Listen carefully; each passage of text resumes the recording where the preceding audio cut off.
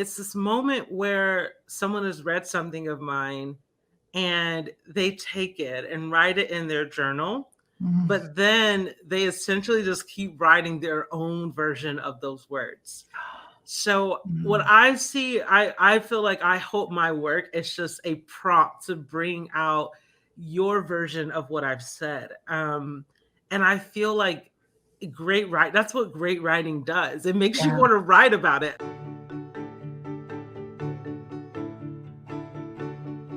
Do you find inspiration from other creatives? Does seeing art in a museum or in your backyard make you want to make your own art? It's amazing how attentiveness to our everyday lives and the common stuff around us can draw forth new ideas and foster imagination. If you've been needing a little jolt of inspiration to get creative in your writing life, this episode is for you. Hi, I'm Clarissa Moll, and welcome to The Writerly Life, brought to you by Hope Writers, the most encouraging place on the internet for writers to make progress. Here at The Writerly Life, we help you expand your creativity, explore new techniques, and express your hope-filled words in a world that needs them. We'll help you learn to balance the art of writing with the business of publishing, and learn to hustle without losing heart. You have words, and your words matter. And as you write them, you can be you, boldly, bravely, maybe even a little scared sometimes. You can be you in your writing life. Welcome to the show, friends. Lean in, grab a pen, let's chat.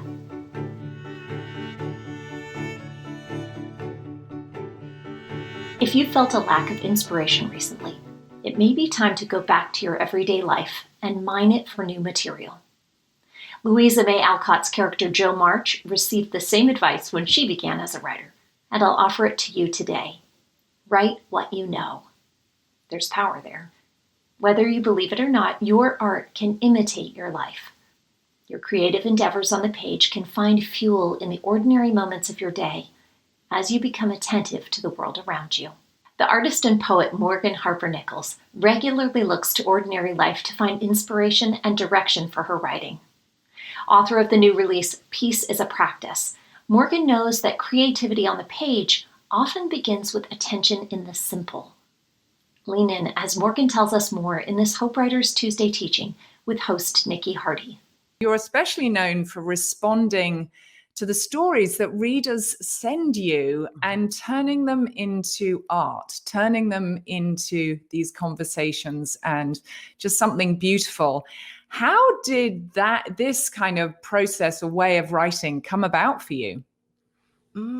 Yeah. So I am I am a chronic eavesdropper. Like, I just can't help myself. Like, I just hear, and it could be a partially autistic thing because I hear all audio kind of at the same level. So if I'm just out and about, whatever conversation is happening at my table, I hear the one happening over there. I hear the one happening over there. I'm just hearing everything all the time. So, one thing that has caused me to do is just become very intrigued by the way that words kind of are paced together and how people say certain things. Like I overheard the other day, I ended up finding out he was a dad. He ran into someone that he knew, and the other person they were asking like, how is your daughter? And he was like, she's hanging in there. He was like, she has more faith than anyone I've ever known. And that's all I heard. And that just hit me in the gut. Like, I was just like, oh, just to hear this father talk about his daughter in this way, it just really stood out to me and it really spoke to me. And that's just one example of many where I just personally am so intrigued by the poetry in everyday conversations when we're not trying to be poetic. I was like, that man's words hit me like a poem. It did. And he doesn't even know I heard him. Like, I mean, he was literally standing behind me, like getting ketchup at the at the restaurant we were at. Like, it wasn't like he has no idea that I heard him. And when it comes to, so you mentioned that I invite people to send me emails and DMs, and I respond with poetry, and that's actually how I've been able to sustain that process. is I listen for the poetry that people are already saying in their words. And essentially I just say, like, here's my version of it. Like, here's how what you said affected me. And then I hope that what I say can then return affect them to keep telling their Yeah. story and to keep owning it. So for me, that's why I just love that word conversational, because I think that, you know, there is, as writers, times where we're sitting down and we want to plan out and craft, you know, our work in a certain way. But then there's all Yeah. these other times where someone just says something that's just so magical and poetic or hilarious, and it just stands out to us. And yeah, it's a matter of holding on to that and figuring out how to work that into poetry. I don't know. And another like weird thing that I do, I'm very visual, and I like to I don't know, I like to try to imagine exactly who, like, if I'm like, okay, I want to sit down and write, and I need the words. I need them to come. I need them to come. This is where I go. I either go back to a moment in my life, or I'll make up a scenario where I see two people talking to each other. I could be one of those people, or it could Mm. just be two people. And I imagine, okay, what is that person saying to this other person in that moment? And I write for that moment. I just think there's just so much to the words that we Yeah. already naturally say. Um, and yeah, I even think, like, if you like, this is another fun little exercise. I do it with my sister all the time. Like, let's say you have somebody in your life who's really prolific, but you can't get them to write. Like, you're like, you need to write, like, you need to share. I do this to my sister all the time.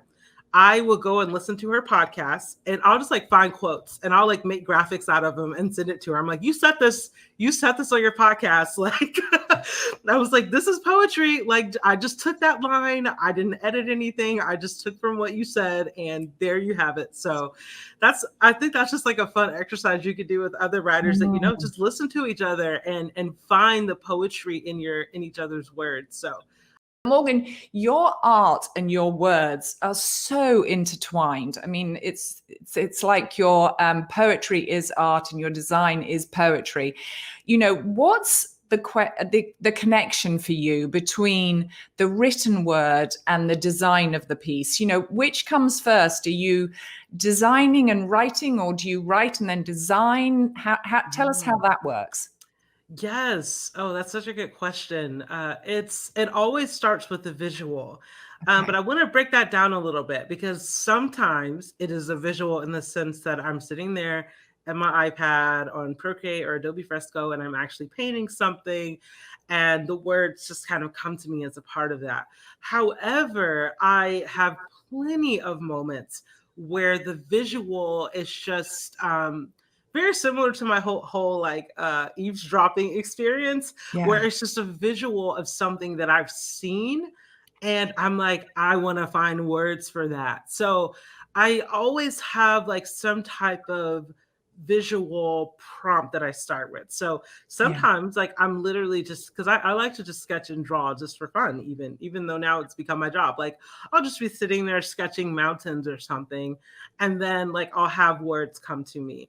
Or yesterday, I saw this tree blowing in the wind, and there were some flowers on the tree, and I just like pulled out my phone and I just recorded a minute of it, and it was almost at a kind of being like a little meditation, because I was just sitting there holding my hand still and just staring up at the tree, and I had a whole poem just come to me just by standing there. So, yeah, I think it does start with the visual for me. I'm not a good like sit at a blank page, especially not a Word document with nothing. I can't do it. I'm like, I admire the people who can do that, but that's something I didn't get. I just don't have it. I've got to be prompted What, by you're telling me something. that little blinking cursor on a completely empty white page doesn't inspire poetry, No, Morgan? no, it does not. I need real life. I need something in real life to get me there. It's gotta be. I will say the only time where I can just tackle that cursor, if it's something that I'm like angry about, and I'm like, I just need a vent. But then I never end up sharing it, like, because it's Yeah. barely legible. But yeah, it's yeah. Yeah, so I like to try to have some kind of visual. And the cool thing is that I don't always end up having to share that visual. So there are plenty of times where I'll just have like a photo in my phone of like my son. Like I have this photo on my phone of my son. At the time he was almost 2. And I recognized that like he had never been outside and seen like a full moon and stars like all at once. And it was his first time. And he was just like, whoa, whoa. Like he just kept saying that over and over. And looking at that photo without the story, no one would know what that was because they can't see what we saw that night. But for me, when I look at it, I know the wonder and like how much I forget about like just the vastness of the world and the sky and what it's like to encounter that for the first time. So that inspired a whole series for me. And I never ended up sharing that photo publicly. So yes, I'm very inspired by the visuals first. I love how Morgan Harper Nichols describes the poetry writing process in such a down-to-earth way. She believes poems can be short, conversational, and crafted from everyday language. If you'd like to give poetry a try, Morgan suggests paying attention to what's happening around you and to the words you're already writing. Poetic words and ideas are embedded in your life and your existing work. It's simply a matter of finding them. So consider these 3 steps to help you find the poem hidden in your writing. Number 1, choose your piece. You're a writer, and like most writers, you likely have a lot of work sitting in notebooks or on your computer. So to get started, try creating a poem from words and stories you've already crafted. Choose a piece you love, one that touches on your passions, or one you believe lends itself well to a poetic form. Another option is to choose a piece at random. Don't overthink it. It's helpful to use a piece of writing you've already developed into multiple paragraphs.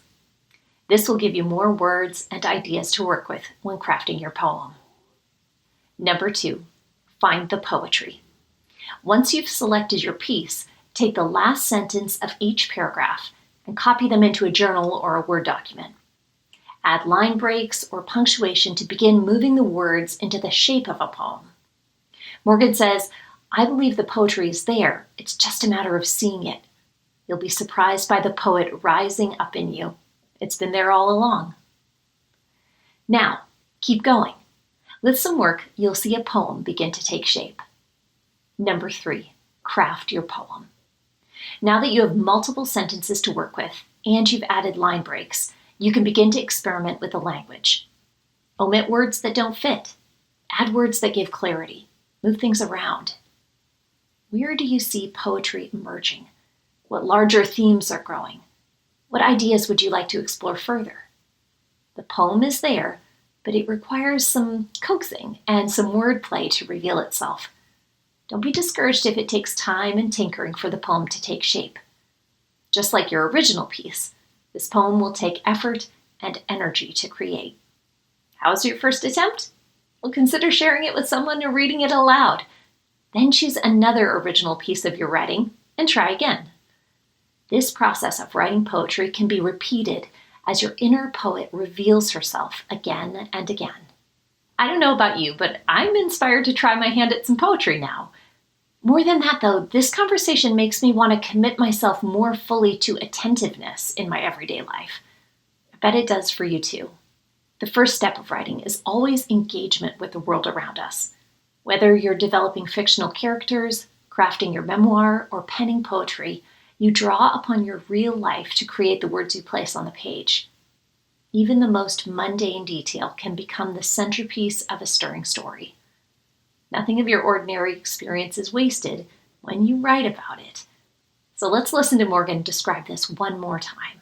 We can all have this perception that just, they're oozing creativity and they, have a cabin in the woods to write in and all that jazz. But life is life and toddlers are real. Yeah, it's very true. And I also think, there's something to be said as, the writer in the cabin somewhere. I do think that sometimes like that could even be romanticized a little bit.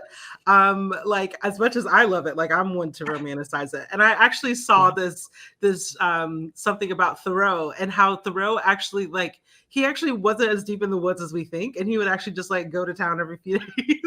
Like he wasn't like, I was like, I thought he was just like way out, like thousands and thousands of miles away. But no, like he would go in, he would have friends over, and I'm just like, yeah, I think, even back then, like before internet, like he didn't have kids or anything. And even then he was still finding his way back to, the normal busy life.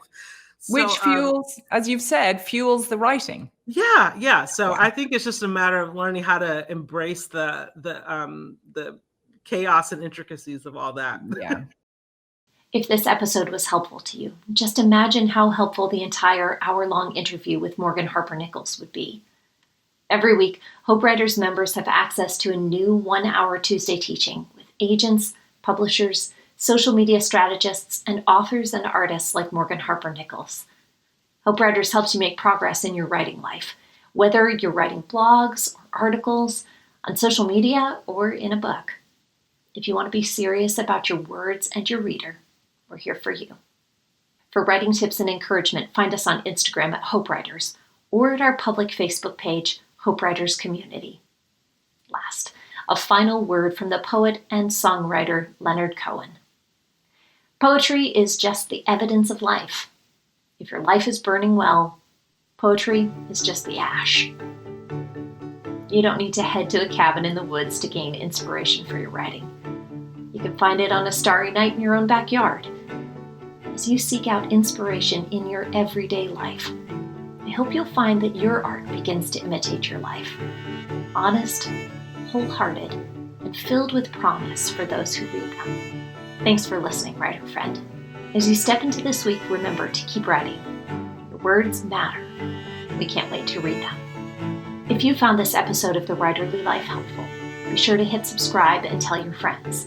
Rate and review the show, and like and comment if you're tuning in on YouTube.